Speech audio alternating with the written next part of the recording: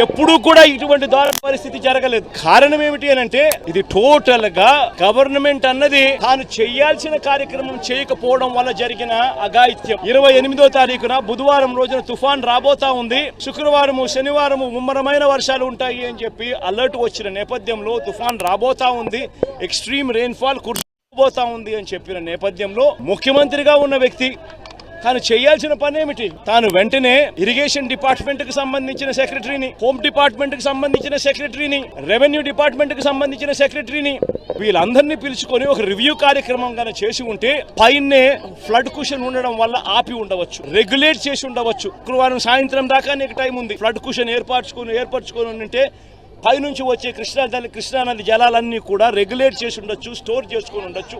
ఆ నీళ్లు ఒక వైపున, పైనుంచి వచ్చే నీళ్లు ఇంకొక వైపున, ఈ రెండు కలిసి రావడంతో ఆ ఉధృతంగా తయారైపోయి ఈ పరిస్థితి వచ్చింది.